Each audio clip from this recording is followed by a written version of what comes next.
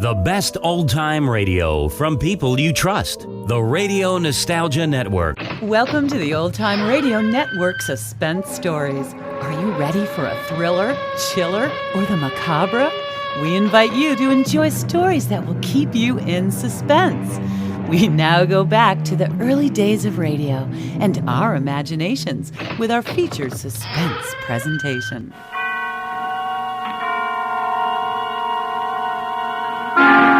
Suspense.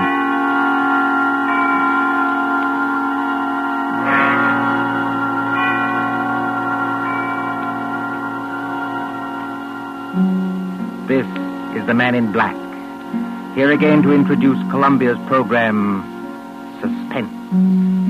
Our stars this evening are three. The order of their appearance, they are Walter Hampton, one of the theater's proudest names for two generations, and Susan Hayward and Lee Bowman, two of Hollywood's brightest younger stars. The story called The Dead Sleep Lightly by John Dixon Carr is tonight's tale of suspense. If you've been with us on these Tuesday nights, you will know that suspense is compounded of mystery and suspicion and dangerous adventure. In this series are tales calculated to intrigue you, to stir your nerves, to offer you a precarious situation, and then withhold the solution until the last possible moment. And so, with The Dead Sleep Lightly, and with the performances of Walter Hampden, Susan Hayward, and Lee Bowman, we again hope to keep you in suspense. Ashes to ashes, and dust to dust. Meadowvale Cemetery, not far from New York. Meadowvale Cemetery, on a dim gray morning in early April, when rain forms a mist across leafless trees and white gravestones. You see, over there, the group of silk-hatted gentlemen, each with his protecting umbrella, gathered around an open grave. You see the clay soil freshly dug. You can hear perhaps the creaking of support as the coffin is lowered into its everlasting house, and the droning voice of the clergyman. I am the resurrection and the life, saith the Lord. He that believeth on me, though he were dead, yet shall he live. Live? Quiet, Mr. Templeton, please. What's wrong with old Templeton? Please, sir, remember where you are. She's not alive, I tell you. She's not alive.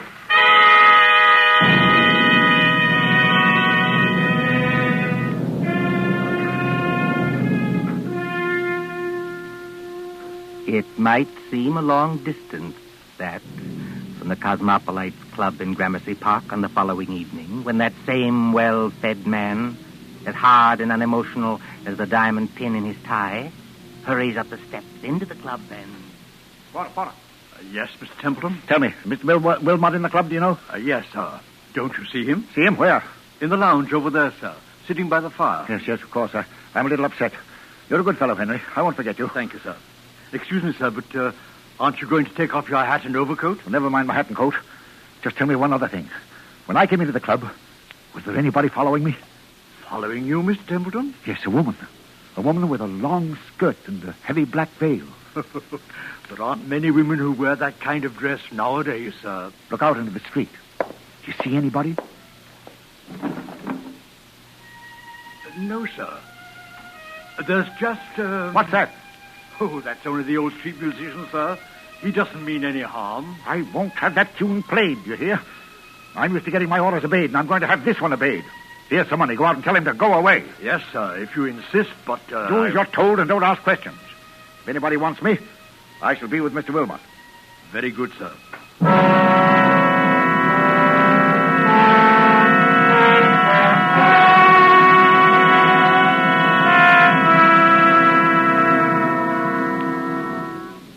Good evening, Wilmot. Mind if I sit down for a minute? Oh, not at all. Pull up a chair. Want some coffee? No, thanks. I'll get down to brass tacks right away.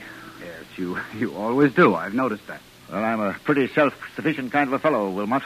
I made a name for myself, even if I do say it myself. But, well, the fact is, I need advice. Successful publisher asking advice from one of his own authors. That's something new, isn't it? Now, look here, Wilmot, I'm serious. All right. I take it back. What's on your mind? Well, you've studied what we'll call the supernatural, haven't you? I've lectured and written books about it, yes. And did you ever meet a ghost? No, I can't say I ever did. Have you? It might only be my own imagination. Yes, that's what scares me. You get on in years, and your arteries harden, and you don't take enough exercise, and you think something ought to be done about your waistline, but you never bother. You see, Wilmot, I went to a funeral yesterday. You did? Whose funeral was it? The person who died has nothing to do with this. It was old Simpson of Harley and Sons. We thought it was only decent to make up a party and go to the funeral. And I took my secretary along, a girl named Molly Carroll. I'm leaving for Washington tomorrow. Besides, I'm moving house. So there was a lot of work to do. What I couldn't stand was that infernal cemetery in the rain. And we must have gone in by the wrong gate, because we were in a neglected, desolate part of the cemetery where the rank grass grew over the grave.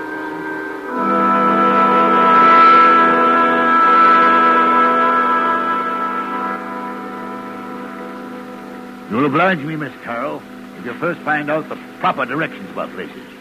We've come in the wrong gate to the cemetery. Well, I'm sorry, Mr. Templeton. I thought What you thought doesn't matter now. This is the wrong part of the cemetery. My shoes are absolutely ruined with wet clay. Well, it isn't doing my own shoes and stockings any good either, Mr. Templeton. If there's been any damage to them, Miss Carroll, I'll replace them. You never found me ungenerous, now have you? Well, not exactly ungenerous, no. I'll pay you the compliment, Miss Carroll, saying that you're the best secretary I ever had. Thank you. Yet you want to leave me. Yes, I want to get married. That's what Mr. Barnes was telling me. And who is this paragon of yours? What does he do? Does he make any money? Well, Frank's a radio technician. He's not very wealthy, I'll admit. Wealthy? A radio technician? I'll bet he doesn't make as much as I pay you. Yet you want to get married. Well, is there anything very strange about that? Yes, if it interferes with your career, if it... Good Lord. Look at that. Look at what, Mr. Templeton? Over there, where I'm pointing. You mean that?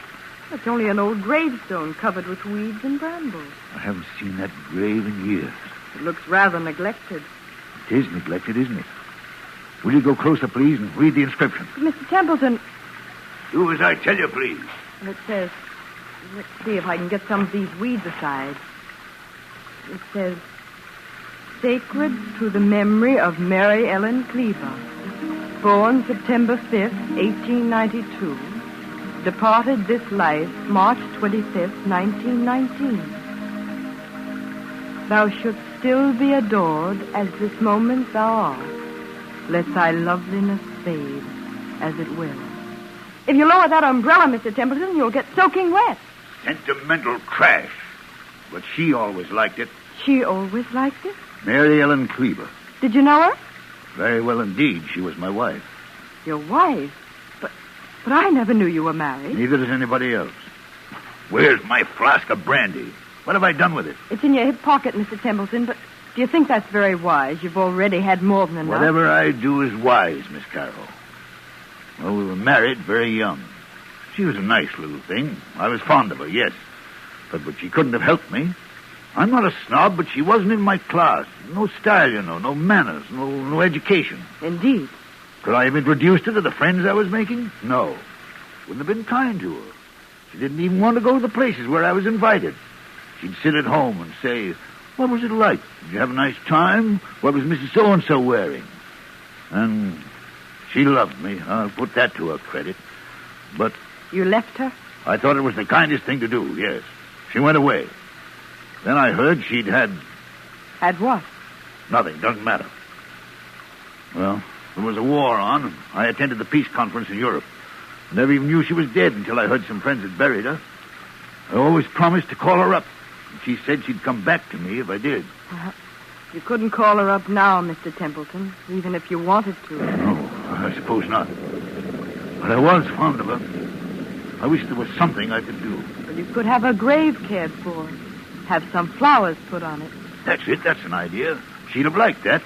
Can you take care of that for me? I'll look after it tomorrow morning, Mr. Templeton. But how will they ever be able to locate the grave? Must be thousands in this cemetery. Well, each grave has a number, you know, cut into the stone so you can identify it. This is number 1212. 1212. Sounds like a telephone number, doesn't it? Yes, doesn't it? Meadowvale 1212. Poor girl. I was fond of her. Please, Mr. Templeton, come along and please, no more brandy. You've got a funeral to attend.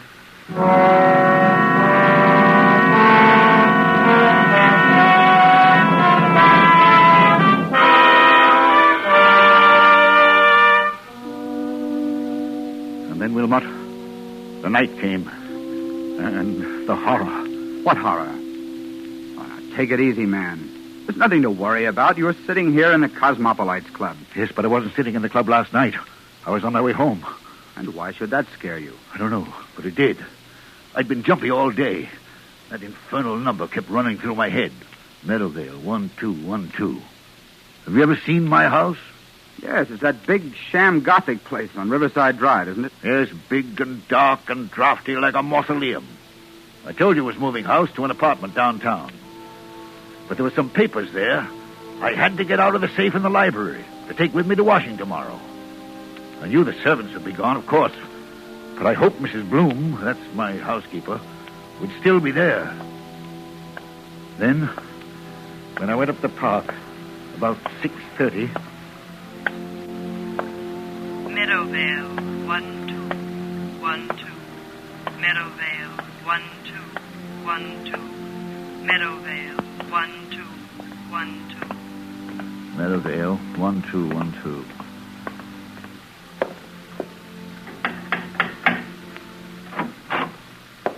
Mr. Templeton, this is a surprise.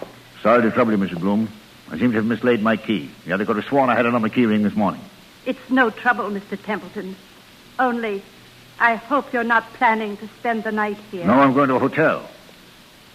Why do you ask?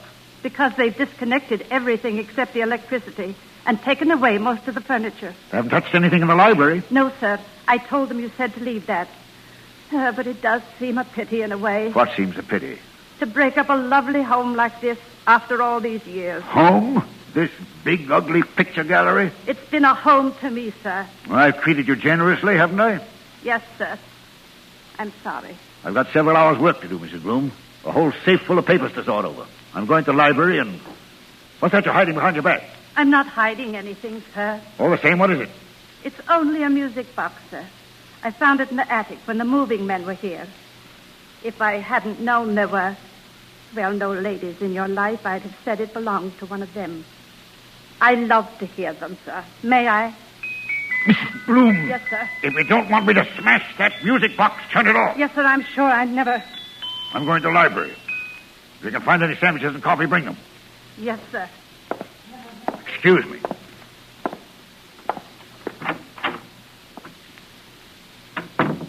Same old library. Same old claw-footed desk. There's the Venetian mirror she bought for him. Look at yourself in the mirror, Templeton. Admit you can't face it. Admit you can't work here tonight. Admit you've got to have lights and music and... That's it. Go out for dinner. Telephone Wilmot.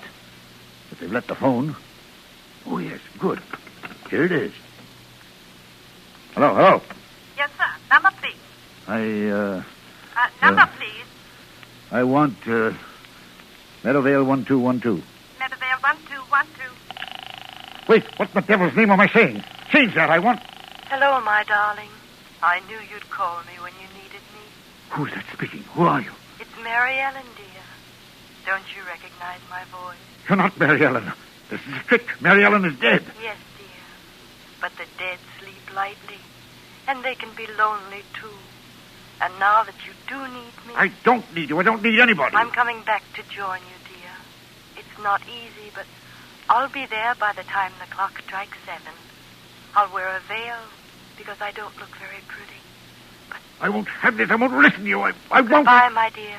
Remember, when the clock strikes 7... Mrs. Bloom! Mr. Templeton, what on earth is the matter? Who's been playing tricks on me? Tricks, sir, I don't understand. Who spoke to me on this phone? But, sir, nobody could have spoken to you on that phone. Nobody could have. What are you talking about? That phone's disconnected, sir. Disconnected? Yes, sir. The man came here this afternoon and took that little metal box off the wall and rolled all the wires up and put everything on the desk there. Said he'd be back tomorrow to take it away. But, Mrs. Bloom, that's impossible. Look for yourself, sir. You're standing in the middle of the room holding that phone, and the wires don't lead anywhere. That's true. So you couldn't very well have talked to anybody on the phone that wasn't connected? Now, could you? I tell you, I got the operator. I heard it ring. I talked to someone else. Oh? And what did that person say? She said she'd be here to visit me when...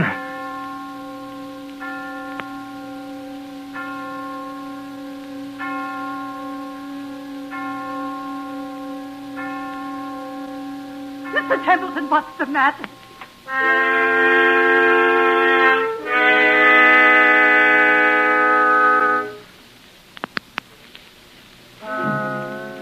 And so, Wilmot, that's what happened last night. The phone was disconnected. It was Mary Ellen's voice. There's no doubt about that. Am I out of my mind or what? Before I say anything about that, my friend. Well? Let's hear the end of your story. What did happen when the clock struck 7? I don't know. You don't know? No, I lost my head. Ran out of that house as though the devil were after me. Maybe he was. And since then? I spent the night at a hotel. Today, I've walked past that house 50 times, 100 times, trying to muster up enough nerve to go in. I couldn't do it, but I've got to go in there. Why? It's those papers I've got to take to Washington. Send somebody else to get them. I can't do that, Wilmot. It's confidential information for the government. I've thought of everything. I've even bought a revolver, see? For the love of heaven, man, put that gun away. Do you want the other club members to think you have gone insane? Then I thought of you. You know all the tricks of fake spiritualists. You've written about it and lectured about it. Which reminds me, by the way, that I'm lecturing before the Acropolis Club in about 20 minutes. You've got to break that engagement, Wilmot. Why? Because you're going with me to my house tonight, now. Oh, that's impossible, old man. Now sit quietly and listen to me. I'll go with you willingly, tomorrow morning. That's too late. I'm taking an early plane to Washington. Well, then wait until I can get away from the lecture. Say, around midnight. I'll tell you what I'll do. I'll take a taxi and join you as soon as I can. That won't do. I've got to know the answer now. Do you understand? Aren't you being a little unreasonable about this? Unreasonable or not, I usually get my own way, and I mean to have it now. Well, then I'm afraid you'll have to go to the house alone. Besides... You know, Wilmot, you worry me. You sit there puffing at that pipe and looking at me out of those queer eyes of yours like a young Satan. I've often wondered what you were really thinking about. Since you flatter my intelligence so much, I was wondering whether you'd been quite frank with me. Frank with you how? About your late wife, Mary Ellen Kleber. What about her? Well, after she left you, something happened that, you don't like to talk about. Was there, by any chance, a child, a son, for instance, or... Did you say a son? Yes. I don't know what you're talking about. Well, then let's agree not to understand each other, shall we? Now, are you coming with me or aren't you? I tell you, man, I'll get there as soon as I can. All I can think about is the wet red clay in that cemetery, and the dismal grave in the rain, and what her face might look like if she raised the veil, and what am I going to see in that house? What am I going to see in that house?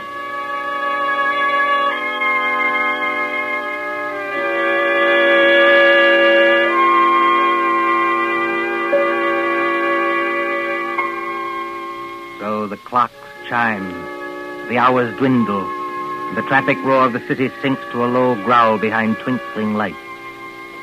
It is midnight, when a taxi moves along a certain street towards a certain house out of a bygone age. Lightless, black against the stars, surrounded by iron railings and with a path bordered by fir trees leading to the front door. Look, too, at the face of Mr. Patrick Wilmot when that taxi draws near. All right, driver. This is the place. I'll be in wait for you, sir. No, you needn't wait. Keep the change. Thank you, sir. Good night.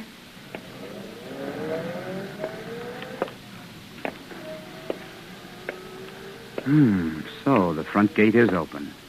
And he did go in. And... I beg your pardon. I didn't mean to bump into you. Mr. Wilmot. You know who I am. Oh, yes. I've seen you several times at our office. I'm Molly Carroll, Mr. Templeton's secretary. What are you doing here? Well, it's Mr. Templeton. What about him? Well, that's what I want to know.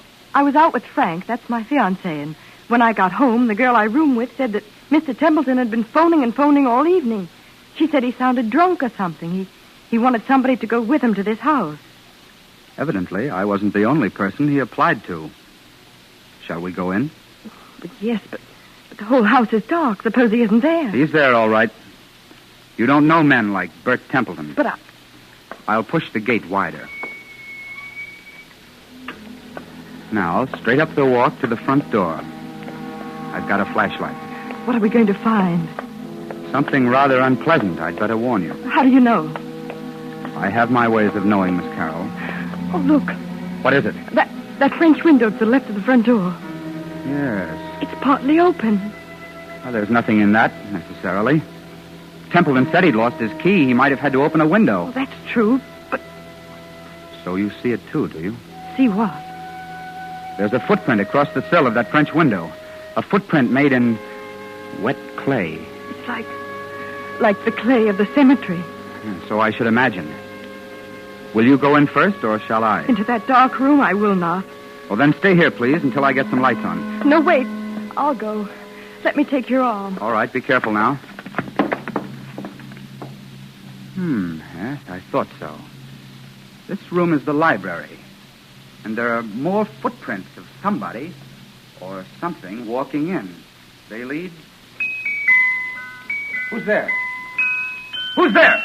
It's only me, sir, Mrs. Bloom, the housekeeper. Then what's the idea of standing in a dark room in the middle of the night with what sounds like... It's only a music box, sir. I left it behind along with some other things and came back to get them. I've got my own key. I thought I heard a noise in here. But why aren't there any lights? The electricity's cut off, sir. It was cut off today. I see. If Templeton is here, or was here, he must have had some kind of light. If I turn this flashlight on the desk, maybe... Be quiet, Miss Carroll. What is it, sir? I'm as blind as a bat without my glasses. It's Mr. Templeton. He's lying on the floor beside the desk. Oh, he isn't... No, he isn't dead. But his face is the color of putty. I think he's had some kind of stroke. We'd better not take any chances. Mrs. Bloom? Yes, sir. Get outside to the nearest telephone and call for an ambulance. Tell him it's an emergency case. You're Mr. Wilmot, aren't you? But what happened to him? Ask a dead woman. I beg your pardon. Never mind. Hurry. Of course I'll hurry, Mr. Wilmot. What are we going to do? Well, let's have a look around. Templeton seems to have been working at his papers by the light of a couple of candles, which somebody's blown out. We'll relight them. There's the desk. There's all the papers scattered round him. Mr. Wilmot, please. What happened to him? I'll tell you. As he sat there in the dim light of two candles, a ghostly figure appeared at that French window. It wore a long, old-fashioned skirt and a heavy black veil to hide the face. It walked toward Templeton, tracking graveyard clay. It stretched its arms to him like this. Keep away from me, please. Templeton couldn't stand it. He collapsed. And now, before the old housekeeper returns, would you care to hear how the whole trick was worked? Trick? What trick? Have you heard about the ghost voice that talked on a disconnected telephone? Oh, yes. Yes, he said something about it this morning, but I thought he wasn't himself. He wasn't, but he heard it. Remember Mrs. Bloom's story about the telephone man? Yes. They don't send a man round to yank the whole apparatus off the wall, put it on the desk, and say he'll be back for it next day. This man from the telephone company was an imposter. The man from the telephone company was an imposter? Exactly. Oh, look, he's moving his hand. He's trying to open his eyes. Isn't there anything we can do for him? No, there's nothing we can do till the doctor arrives. In the meantime, listen to me. All right. What did this imposter do? He took away the real phone and substituted a spirit telephone. You don't know what a spirit telephone is? No, of course not. It's an old device used by fake mediums. You see a telephone without wires standing on a desk, like that one. You pick up the receiver and talk to the dead. Of course, you never really talk into the phone at all. But if you don't talk into the phone, then... Fixed underneath the desk is a tiny microphone with hidden wires leading to another room in the same house. That microphone picks up every word you think you're saying to the phone. Is that clear? I think so. Now, the dummy telephone is really a low-power radio receiving set. Somebody in another room can talk back to you after hearing what you say on the wired microphone. Then, Mr. Templeton... If Templeton hadn't rung Meadowvale 1212, then rest assured that same number would have rung him. Well, then the scheme couldn't fail either way. But, you see, there's one thing in this matter I haven't got quite clear even yet. And what's that? Tell me, Miss Carroll, just why did you work this whole trick? Why did you try to scare your father to death? My father? Templeton is your father, isn't he? That might be rather difficult to prove, Mr. Wilmot. By George, I admire you. Thanks very much. I'm flattered. Expressionless as ever. Eyes as hard and cold and blue and handsome as... Well, make your own comparisons. But I knew you were guilty, of course, when I heard your fiancé was a radio technician. You can leave Frank out of this. Oh, you have scruples. Have I touched you? Nothing can touch me. Not since my mother died. Your fiancé installed the ghost mechanism and took it away today. He probably thought it was only a joke. He did. I swear he did. And the rest of it was plain enough. Who led Templeton to the wrong gate in the cemetery, past that woman's grave? You did. Who was the only one who could have stolen the key to this house off that key ring he took to the office? You were. You needed that key to come and go as you liked and impersonate the two voices on the phone. Is there any need to go on with this? He killed her, you know. You mean Templeton killed your mother? Oh, not with a knife or a bullet or poison. All he did was break her heart. And that's no offense in law. Steady now. Well, I've done what I wanted to do. I've torn his whole rotten life to pieces. And there he is, gasping for breath on the floor. And I'm glad. Oh, God, forgive me. He is my father. Does he know you're his daughter? No, of course not. When I went to work for him as a secretary, he hadn't even seen me since I was a child. But I got near him. I worked for years to get near him. No, I wish I hadn't. Now, look here, you've got to pull yourself together. Why? Who cares? That's the ambulance coming and maybe the police. What do I care? Tell the police what you like. My dear girl, you don't think I'll tell them anything. I'm merely an onlooker. An amateur Satan who doesn't believe in ghost voices. Mary Ellen. What's that? Templeton, his eyes are open. He's trying to get up. Mary Ellen. It's as though he could see something that we can't What's see. that he's got in his hand? It's a revolver. He had one at the club. He's putting it against his chest. I'll stop him. Look out! Look out! Oh, he did love her after all. And now he's tried to join her. Oh, don't let him die. He's all right, Molly. You grabbed the gun just in time. If he doesn't die, I'll make it up to him. I swear I'll make it up to him. I tell you now, he's not going to die. But... Mary Ellen. What? Mary Ellen. But what? Mary Ellen. I was just wondering. Is there a ghost in this room tonight?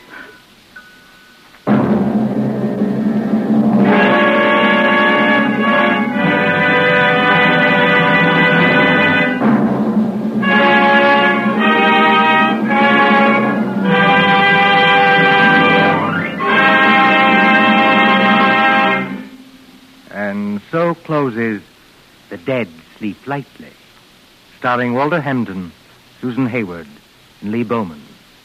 Tonight's tale of Suspense. This is your narrator, the man in black, who conveys to you Columbia's invitation to spend this half hour in suspense with us again next Tuesday. Miss Hayward appeared through the courtesy of Paramount Pictures, and Mr. Bowman appeared through the courtesy of Metro-Goldwyn-Mayer Studios. William Spear, the producer, John Dietz, the director, Bernard Herrmann, the composer-conductor, and John Dixon Carr, the author, collaborated on tonight's Suspense.